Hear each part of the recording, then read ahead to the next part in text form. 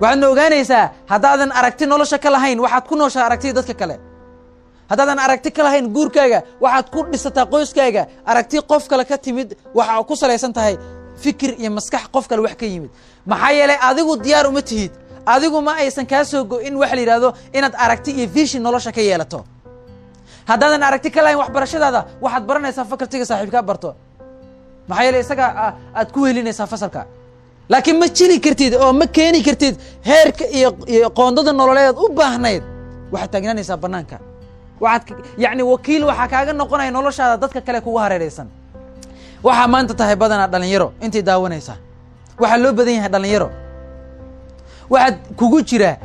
wax la yiraahdo hiigsi iyo hami yaanu qornaanin yaanu meel ku cadaan laakiin waxa kugu jira rabitaan inaad hesho natiijo ka badan nolosha inta aad haysato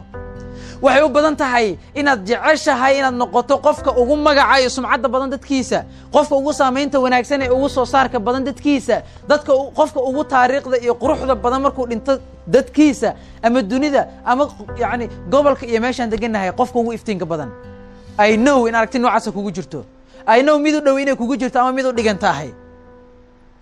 laakiin waxa dhibtan haysata ay tahay nolosha waan iska wajahnaa wixii naga hor yimaadaan qaadanaa wixii ay noo qarto ama wixii ay noo garato noloshu haba ahaatee inaan bishii $200 aan ka helno mushaare ayaan ku qanacnaa waan ku istaagnaa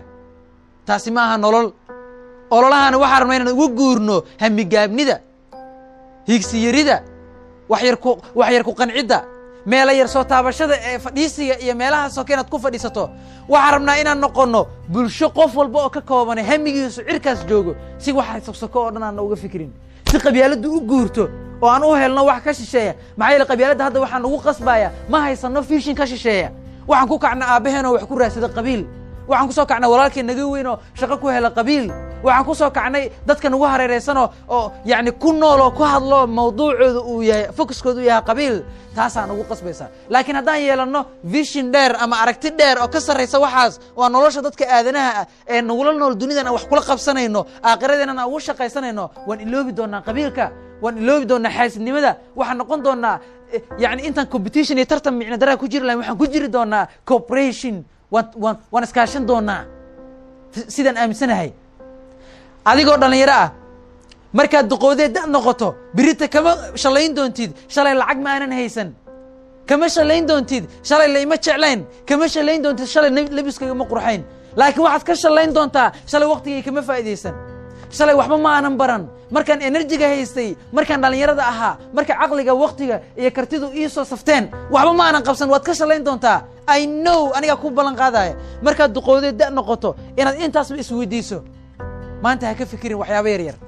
u fikir inaad noloshaada meesha ugu sarreyso wax ugu tuurto ilaa aad ka gaartan aadan fadhiisan taasna waxaa sabab noqon kara inaad nolosha qorshe ka leedahay